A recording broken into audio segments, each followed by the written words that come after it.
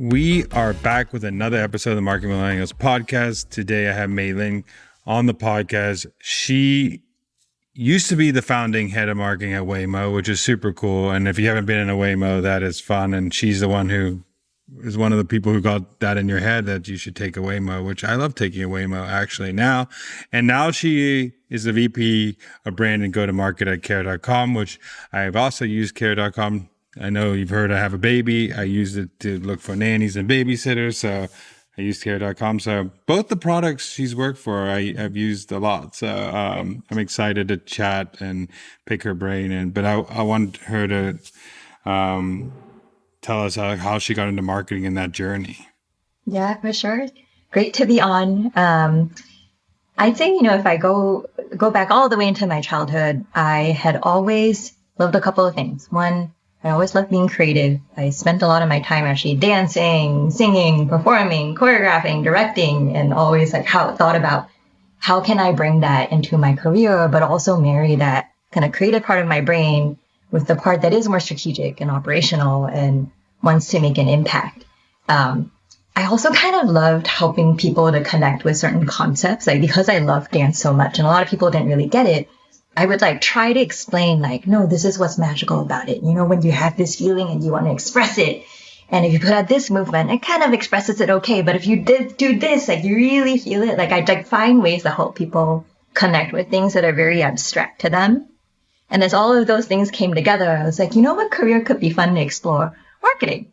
So that's what I did. And first role was at Google and YouTube, where I got to get my feet wet and learned about that. But very quickly then was I want to try something that feels even bigger, where I have a blank canvas, where I feel like I can create something from scratch or transform something. And I went over to the Google X, which was our moonshot factory with self-driving cars, balloon-powered internet, drone delivery, crazy stuff. And I was I want to try marketing that.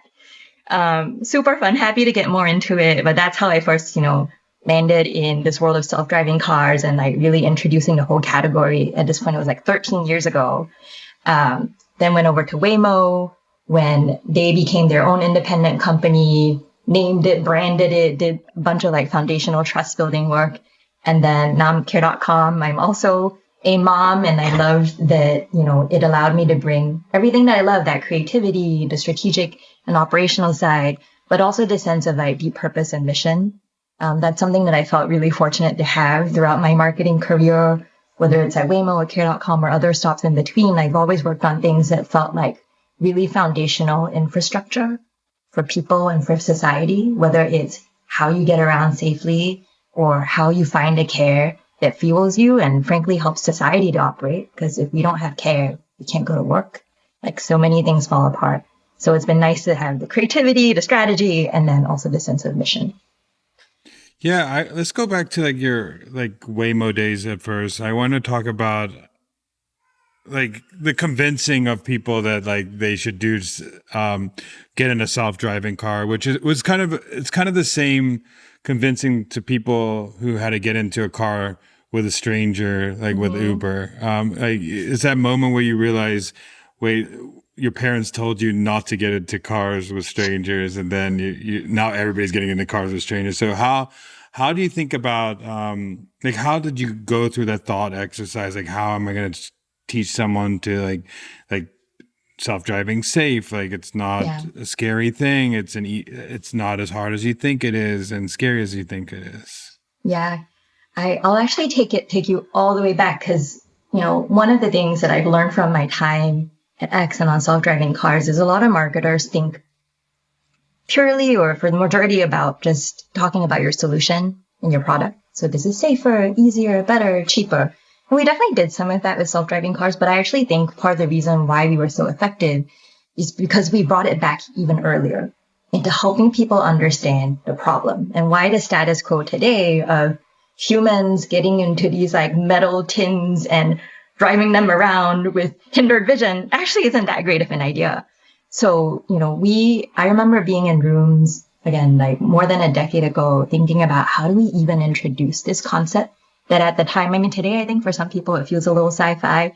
Imagine back then, it was this is not even possible. Like, what are you talking about? A car with no driver. And we, brainstormed all these things like around the reasons why. Do we talk about safety? Do we talk about like productivity and how you gain all this time back that you would have spent driving? Now you have time in the car, right? Do we talk about how cities will be transformed because there'll be no parking lots? Do we talk about accessibility and independence for people who can't get around? We really landed on safety as the big why, both because it was really genuine to the mission and because it's a must-have. So instead of just jumping straight into things like, oh, the car can see 360 degrees around it. You don't have to worry about drunk and distracted driving. Here's how the technology works with the camera and the radar and the LiDAR. We actually went first to defining the problem. And we would start here. We would say every year, 1.4 million lives are lost around the world because of traffic accidents and crashes. In the US alone is 43,000 people. It's the same as a 737 falling out the sky every day. Humans are not meant to drive these things without, distracted driving. Like people are like, do drunk driving all the time. Like, this is unnatural. This status quo that we all have come to accept as normal isn't that normal. So we actually had to start there, because then once we framed that problem and then introduced, so now here's our solution. Then we would bring in the things like, here's technology and a vehicle and a driver that can see 360 degrees around it constantly. You never have to worry about drunk or distracted driving. It learns from every single mile that accumulates on any street. We talked about how it would become the most experienced driver. That then, I think, it clicked more, right? Like when you frame the right problem, then the solution feels like it makes so much more sense. And we've actually, whereas it felt crazy before to go from like, I drive my own car to, what do you mean I'm going to a car without a driver? We've kind of done like the flip of that, which is, no, it's kind of crazy that we're driving. We're not made to do that. So we use that messaging a lot. We really shared it consistently. You'll still hear Waymo talking about it today. And then we'd also try to bring it to life in our marketing and our experiences. And there were a lot of things we did there that I could get into. But one of the insights that I'll elaborate on a little bit is we always learned that one of the biggest turning points is the first moment when you get into a car.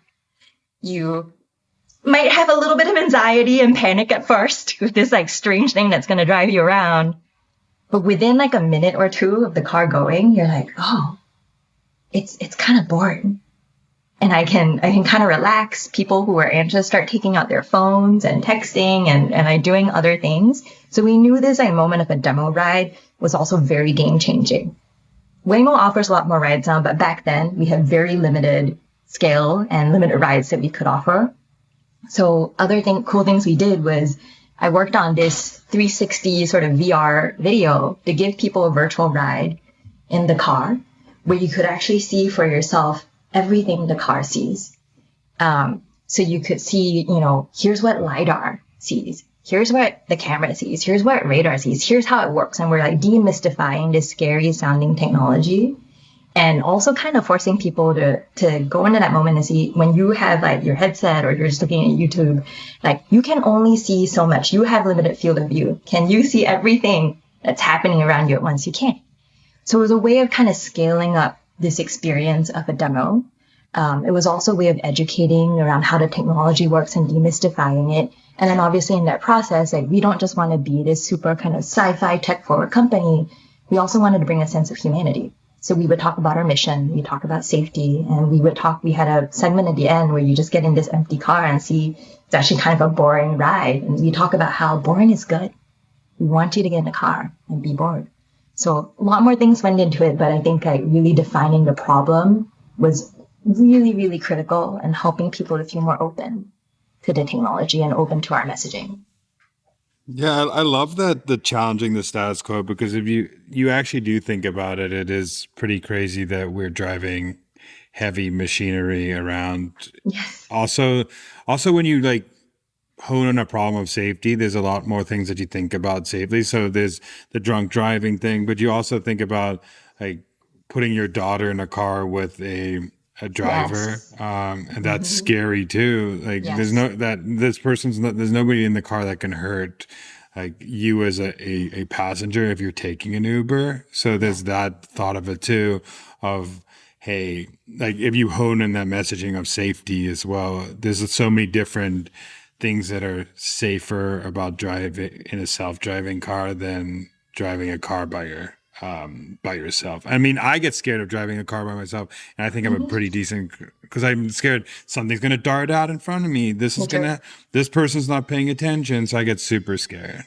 Me too. Strangely, like working at Waymo actually made me even more scared because I became so aware of all the crappy drivers that are out there, or even aware of my own imperfection. Like I'm not a perfect driver, even though I think I'm okay. Like I can't be perfect. There might be something that jumps out that I can't see that's literally out of my field of view. So I think that like flip to help people understand that this status quo doesn't really make sense was huge. And then being able to bring in simple concepts like we talked a lot about how, we can break down the technology and how it works, but at its core, Waymo's really trying to build the most experienced driver on the road. Like, where else would you find, a driver that can accumulate learnings from all these like millions of miles on different streets and all these different things that it sees? So for me, I'm very much now, I obviously drink the Kool-Aid, but I'm like, it just makes sense. I want to know, like, so I want to know, okay, so you told me like one of the things you did is challenge the status quo, and then you found the problem that you should market. But I want you to, because for both Waymo and Care.com, like, how do you go in and start setting up that like brand identity playbook that could be used throughout the company that people are talking about? They know this is our like core messaging. This is our core problem we have. This is how we should be talking about and go to market with it. Yeah. So how does that look like? What does that thought exercise and that playbook look like? Yeah, of course. So I did that twice to your point. One at Waymo, we were branding the entire company from scratch, and then with Care.com, last year we did major rebrand, small tweak to the name that I'll get into, new identity, new integrated campaign. For me, the key is, I think a lot of people think about branding just as, oh, your name and you've got a new logo. But I think to do a really good job at branding and go to market in general, it has to go much deeper. It has to start with like sometimes what I call kind of the soul of the company. Like, why do you exist? What are you trying to impact? What is your voice? What is your tone? What is your personality? Like, how do you want to show up in the world? And then finding the right kind of name and symbol for it. So with both companies, it really started at that core. At Waymo, I remember going to lots of different leaders who've been working on the technology for a while and asking them, like, why do you work on this? What's your vision for the future? And then we came to like brand principles. Like we wanted to, yes, indeed, be bold and be undaunted in like taking on this crazy technical challenge and making a real difference in the world. But we also really wanted to be thoughtful and inclusive and human. And when you have principles like that, that becomes your goal and the standard that you want to set. It's the question you constantly ask yourself when you look at an option for a name, when you look at an option for a logo. Does this feel like what we want it to feel? What we've said we want this company to represent? Very similar thing at Care.com. In that case, we had an old identity that sometimes felt a little bit more dated. It felt very childcare oriented, when in reality, our new vision for the company was not to just tackle one type of care like childcare, but to help people unravel this web of like complex care needs. Because a lot of people have childcare needs. They've got aging loved ones, and we've got an aging population in this country. They've got pets. They've got a household to take care of. Like, how do we reposition ourselves as attacking that problem as a whole and make sure the brand reflects that? So we had similar exercise around what is your voice? We want to be warm. We want to be protective. We want to be trustworthy. What verticals do we want to be in? And there's so many different verticals. And then once we've defined those principles, and again, like partnering with an agency to think through options for names, logo, figuring out what's right, working internally with stakeholders. I actually often feel like sometimes the hardest part of building an identity isn't necessarily defining a good one. It's helping a whole bunch of people internally to understand and align on what are we trying to achieve and actually agree on what we should go with, because it's so much a balance of an art and a science. And that stakeholder management process can actually be really, really tricky. But ultimately you hope they have an identity that is distinct. That's really one of the most important things. You can do all this work around building positive associations with your brand, with your product, with your company, and you need to build all that association with something that is memorable, with a name that people can recognize. Yeah, I like that. I think so many people, so many companies need to go back to like their core and like figure out like who we want to be, like what a problem we're trying to solve, like Yes. what niches are we trying to attack, and then also like you've been doing this at Waymo, but both those brands, like you have to have some level of trust because one of them, like you're letting someone in your home to like care or take care of your loved ones, and the other one is like you're putting a loved one in a car or you're putting yourself in a car, or is this a safe experience? And you have to, your brand has to embody that as a brand as well as like how you message going into market. Otherwise there's a disconnect of, hey, this doesn't feel like a safe brand. And so I like how your thought process of going through that. So what, after you've done like that, those like thought exercises and built that up, like how did you go to market with both? Like how did you, because I know you like, how do you bring this to more and more people? Yeah, I might use care.com as the example for that one, because when we came in, it was really, we've had new leadership come in over the last 2 years or so. It had actually been prior rebrands at care.com that didn't go quite as well. And we all knew, like, looking at each other, we're like, rebrand cannot be superficial. It cannot just be, we've got a new name and logo and colors. Like, there has to be a deeper story behind it. So in terms of going to market, we like really thought about not just the identity, but also things like the tagline and the campaign behind it and the storytelling behind it. So I've talked a bit about the identity piece. We also, by the way, had brought back the .com because for a while we were just care. And there were some challenges with that. It's really, as you can imagine, really hard to own a generic name. Like anecdotally, I'd be like, I work at care. People would go, huh? Care what? Care.com. Oh, so we like brought that back, but then with that needed to modernize other elements. So we're distinct, but still, more up to date. We also thought a lot about things like our tagline and creative platform. So we actually landed on the line that we worked on with an agency called When It's Not You, It's Care.com. I like to think of it as a bit of a behavioral hack built into a tagline, where we're like building this kind of trigger and association of when you can't be there, think of us. Very similar to how, a lot of other brands do this, have a break, have a Kit Kat. We built that into our go-to-market plan so that, again, it isn't just like this new logo and identity, but there's a trigger to help you to help you think of think of care.com in those right moments. And I also love that When It's Not You, It's Care.com felt really authentic. It's acknowledging to parents like yourself that actually we know you are your number one choice. You wish you could be there all the time, but it can't always be you. We know that's a problem. We're here to solve that in this kind of very real and authentic way. We built out a whole integrated campaign based on that insight that, sometimes the hardest part of caring for people and all of those demands is trusting someone else to give the care you wish you could. And so we met people where they are in that emotion. You mentioned you have a 6-month-old. We have a spot that's specifically about a mom going back to work after maternity leave and all those mixed feelings that come with it. But then having that moment of relief of like, when it's not you, it's care.com. We can be there for you. All those things I add to this identity that we're building. And then deeper than that, we also work with across the entire company, especially with our product team, on updating our product experience. And that's a really, really critical part of rebrands. Like your brand isn't just your logo, your name, your advertising. It's the experience people have when they come in.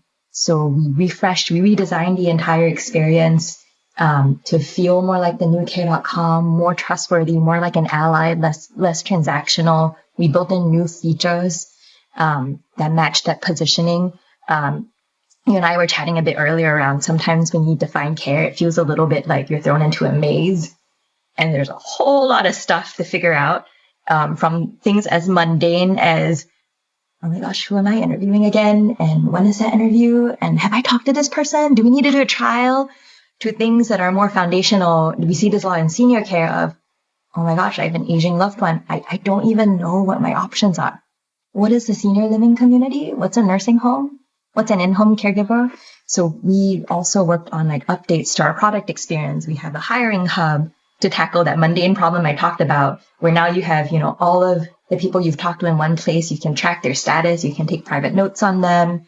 And then with that more foundational issue of, I don't even know where to start, we launched a senior care advisor service where for 90 days you can be partnered with a master's level social worker who can give you advice and guidance. So to me, go to market for a rebrand, again, wasn't just the logo. It was why we exist. It's our storytelling. It's the product experience itself and telling that story of how we are revamping the product to match this new North Star of who we are and what we want to be. Still a work in progress, but that's in part why my title isn't just the brand piece, it's also the go-to-market, that deeper storytelling that supports the brand.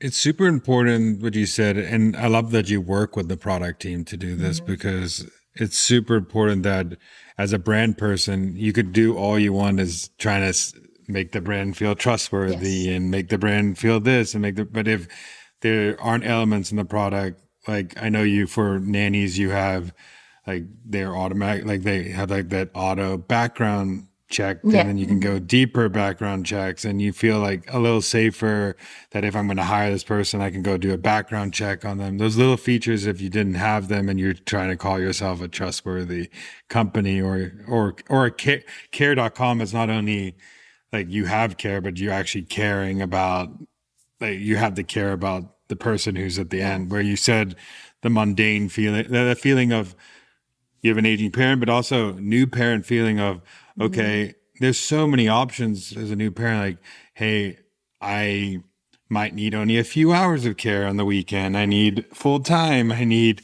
night. I need day. I need some parents who want Montessori versus not Montessori. It's like all these things, and you don't know where to look and how to look. But if you make it easy and have filters to do that, it makes it a better experience for totally someone looking for care. Yeah, I think that, brand can be really, I've seen this happen both at Waymo and care.com. It can be really powerful, not just as your external go-to-market, but as the internal rallying cry.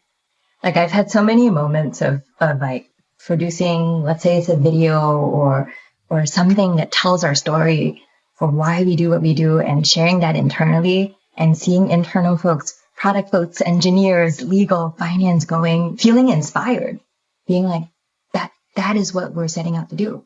That's the problem we want to solve. This is what we want to do for families. In a way, it kind of like raises the bar internally of what people see themselves as doing. Like they want to be able to meet that standard.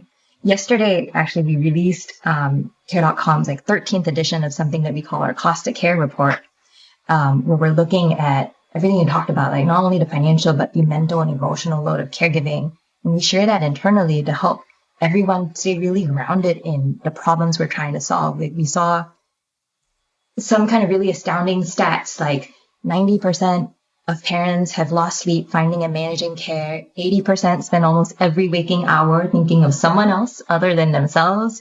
84% feel burnout. Most parents, when they have to find care, go to 3 different platforms, maybe including some unvetted social media options. Like this is the state of overwhelm that parents are in. Next to that problem, this is how we want to show up as a brand. We want to be an emotional ally. We want to be a partner.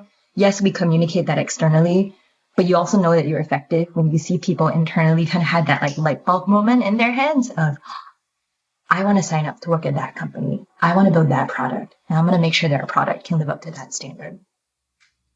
I can attest that every one of those problems I had as a parent. So, me too. Yeah. Every one of those problems where you said, like 90 that find looking at multiple platforms and then going to Yeah. one, and then losing sleep over, am I going to find the right person? Is this the right person caring? Even when you hire someone, losing sleep, like they're with your loved one, like, is this the right person? Just so many things that go into like letting someone take the reins, where you want to, as a parent, look after your kid as much as possible, but you have to work, and you have to let someone else help you with that period experience. I want to also go, I know, into there's a moment you said that when brands go from what is that to how do we live without this, what are like some signals that you look for, like, did you see that shift is happening as a brand, that people are like, oh, what is this product, to like, okay, people are finally like, like, I understand, I need this right now. Yeah. Waymo, definitely the best example of that. And on a personal note, it's honestly been really surreal and astounding going from what I just talked about, right? Like 13 years ago, we're naming the company, we're doing all this foundational work on like, what's our positioning and our messaging? How do we help people understand what we solve for? To today, like, I'll be on social media watching people do the work on behalf of the brand, saying, I'm converted. There's no better way. Like, how did we get around otherwise? And they would call out different examples. Like, they notice that the car, like, is super consistent, that it stays out of others' blind spots, that it's like really thoughtful about people on the streets. Like, on a personal note, just being able to go from that point A to B has just been mind blowing. And I think, to that note, like, that is probably one of the most compelling signals when you hear someone else say it, not you. They're offering it. They're saying, I can't believe that this didn't exist before. Like, this is clearly a much better solution. I can't see any other way. You've done that work. And I'd say, before, when I was there, again, we're not quite in so many markets, but we would see that aha moment when people took like a demo ride and they come out and just like, they're super excited. They're like, that was incredible. I noticed it did this and that. Like, it felt so safe and consistent. And now it's just happening at even greater scale. So that's probably the single most powerful signal, when you can hear someone else say it, the thing that you've been trying to get them to understand, they've put it in their own words and their own experiences. Yeah, it's so hard to go back and think. There's so many things, like you said, the status quo of even like why we got into vehicles in the first place, to why we got into strangers' cars, to it's just going back to that moment, you figure out like the first person who got into a car where someone else is driving you, or like the first person who got into like a heavy vehicle that you're driving, and like it's just, and now everybody's in the road doing that. It's just crazy to think about. Like, there are going to be heavy challengers of this product, and you have to fight through those challenges to get through to the next level of it. And you have to be really thoughtful in thinking about that adoption curve too. Because I think now Waymo's in a different state, where the team there, like, there's so much more social proof that you can lean on, people who've taken rides, right, that you can give. But when I was there, again, we were in an earlier stage. And so we had to be really mindful of like, who are the people that we are really trying to go after, who have the most influence on the next tranche of people who are going to become more open to self-driving technology. So, I work very, very collaboratively, not just within marketing, but with our comms and PR leads, with our policy leads. We would think of this really as a three-legged stool, like, who are the right people to get in the room between policymakers who need to like open up the pathway for self-driving cars and ride-hailing services to be a thing, press who write articles about why does technology exist? Is it good? Is it bad? How should you think about it? But also just general public and local community members who are seeing the cars being tested in their neighborhoods, whom the journalists will talk to for real life experiences and examples. Like, we had to like create a bit of a flywheel between those audiences in very select markets, and then watch as that flywheel gets bigger and bigger and bigger. And then, again, to the point now where there are a lot more members of the general public in it. I'm sure the folks at Waymo now are also thinking about now, how do we lean on that to make this flywheel go even bigger and bigger and bigger? Yeah, I think that's an important point too, is you have to like press and all these people you have to have on your side, because I mean, you'll hear a million stories of one problem happening with a Waymo in public, where like you miss out on the millions of stories of cars, like someone getting in a car and doing Yes. something crazy. And it's just like people focus on this technology's bad because of this one incident, but that one, like you have to like weigh out like the one incident versus like the millions are happening over here. And it's hard sometimes to do that, but you have to have press on your side, like you said, because they are going to be the anti press out there. So you have to fight the anti all the time. Exactly. So. Yeah. And that's part of the like education that we have to do around that problem. Because I think people often think of safety as very black and white. Something is completely safe or it isn't. In reality, safety often exists on the spectrum. So we had to do this really delicate storytelling, like I said earlier on, around like the state of human driving today and why it's a problem. And coming in with this new technology, you know, we've never gone out and said, this is like 100% safe, guaranteed, like, you know, zero incidents, because things happen. But it was a bit of this like safer than story, right? Like that this is still a better solution than what we have today. Helping journalists and other thought leaders to also see that and tell this really complex story. And then from a marketing standpoint too, like to your point, every time there's a problem, it's headlines, right? But you don't see headlines every time the ride goes well. Mm-hmm. So how do you, from the marketing side, make sure you also like promote the wins to create that kind of counterbalance, to create that social proof, to have advocates on your side, so that when something bad happens, people can really see the big picture and it's more balanced. I also want to go, I know there was like a lot of like things people don't see in marketing of like backroom chats of what should we name things, and like going back and through and taglines and iterations and iterations. So could you go through like when you're doing some like these thought exercises, like what does it look like behind the scenes to get to that final product? Because most people just see this beautiful tagline or a new website or a new product, but they don't see like the war room and the ideation and the iterations and all that stuff. Oh, for sure. Been through it multiple times. Really fun and challenging all at once. I think, like I said before, it starts actually with what I call kind of defining the soul of the company, understanding why we exist, the mission, what problems we're trying to solve, what the vision is. And then usually the first step is then defining what we call your brand principles. What do you want to look and feel like? Do you want to be friendly, fun, exciting? Do you want to be premium, luxurious, polished? Do you want to be some other complex combination in between? And we would define that for our brand. So for instance, with Waymo, we wanted to be undaunted, but also thoughtful and inclusive. Then you engage, creative partners, often an agency, to come in, help them understand what you're trying to achieve, what your vision is, because you're creating an identity not just for today, but for the decades to come. And then they often come back with different territories. So you could say, okay, here's the brief. We want to be undaunted, thoughtful, and inclusive. Here are 3 or 4 different ways in which we could achieve that. And they look and feel very different. You got to get all the right stakeholders in the room, weigh in on that together, help everyone. And because it's such a long process, help everyone get out of their heads in terms of when you're looking at explorations, you're not looking for perfection. You're looking for potential. That's the hard part. That's the hard part. Because people look at it, they're like, I'm not sure about that curve.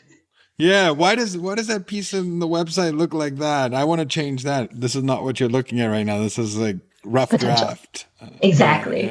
And there's actually a little bit of an art to that stakeholder management, especially when you're bringing in folks who aren't in marketing and branding.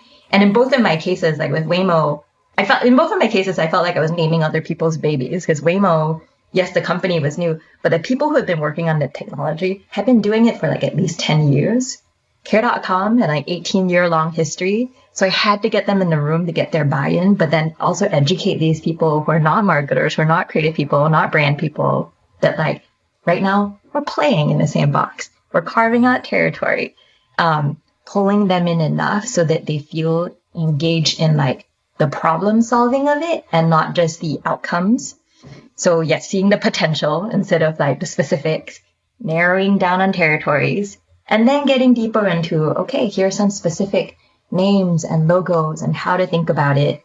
And a lot of the kind of war rooming work there is in, yes, like, refining some of it. Like we might say, oh, that color feels a little too bright for what we're trying to achieve. But a lot of it's also like, again, that stakeholder management and that goal alignment of helping everyone to remember, hey, don't get lost in the fun here. What did we say we want to achieve? Who are we trying to talk to? What do we want to feel like?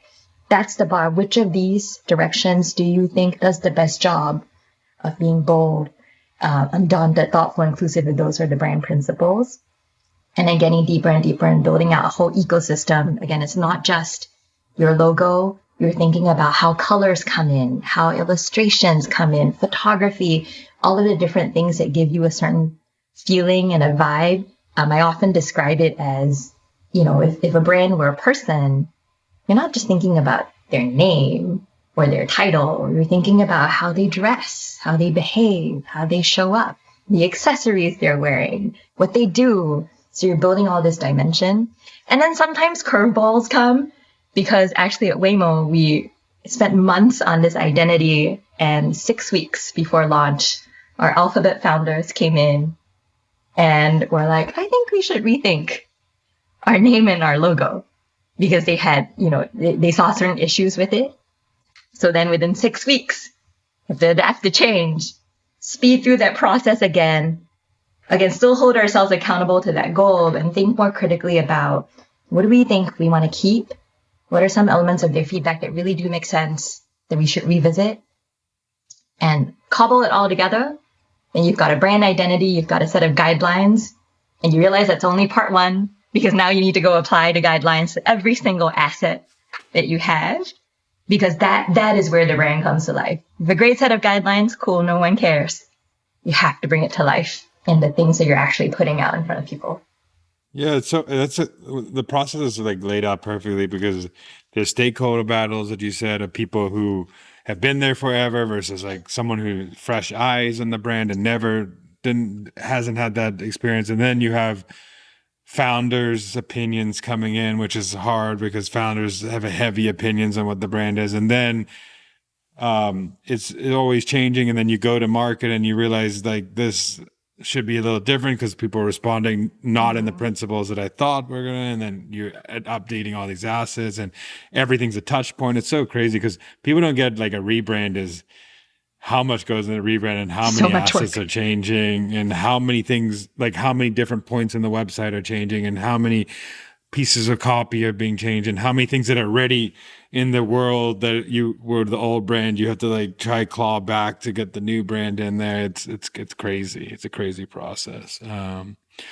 But it's marketing and it's fun at the same time. So it's fun and it can work. I think at care.com, because I think we had the opportunity to think about it in such a deep way, not just think about the name and the logo and the colors, but think about the storytelling behind the brand, the tagline, the product experience. That we've seen it been really successful. We have our brand awareness and consideration after our rebrand went up year over like double-digit percentage points, and it just is some proof and validation that new personality we're trying to build out is resonating. So it can work really well. It can also fail. There are a lot of failed rebrands out there. So, definitely a really complex challenge.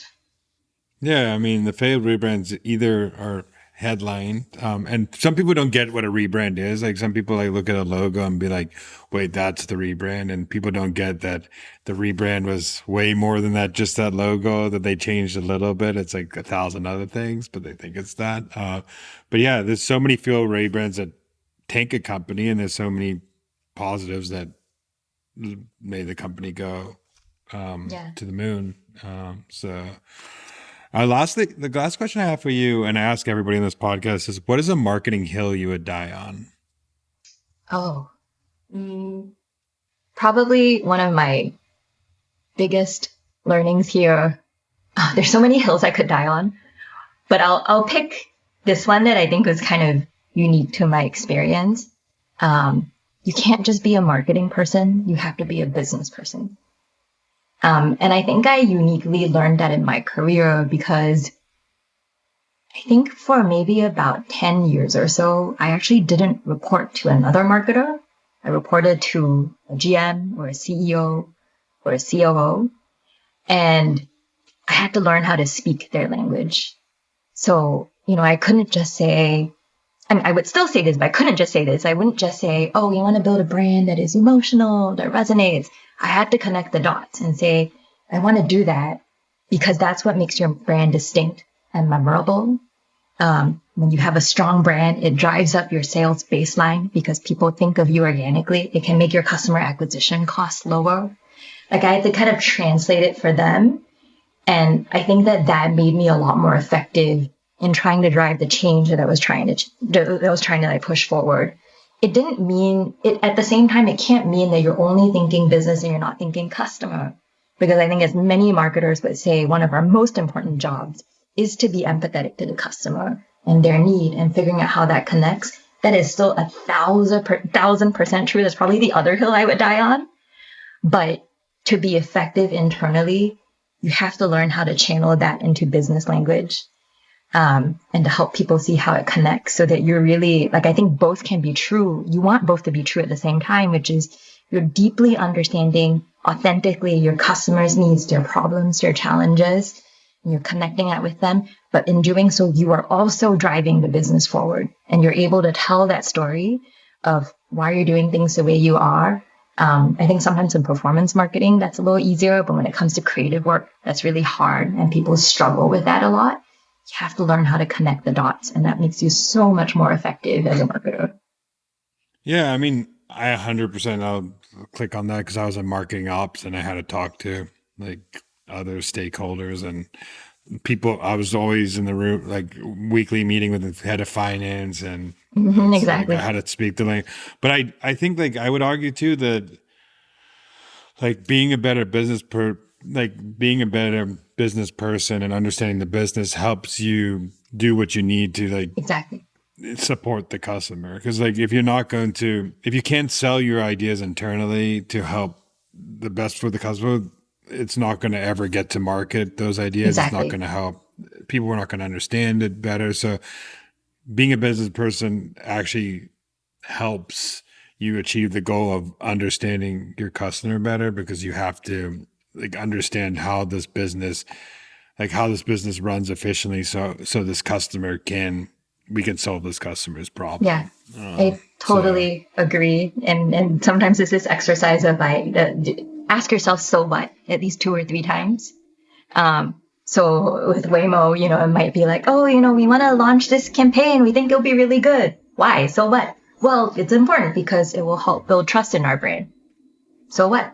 Oh, well, if you don't have trust, we don't have permission to operate and test. So what? Well, if you can't do that, you can't grow, the business. Like ask yourself, so what, a few times to dig in and help to connect dots. And I completely agree with you. I naturally am much more of like an empathetic person. I want to advocate for the customer. I want them to have great experiences. But think of like you learning business as your way of fighting for the customer.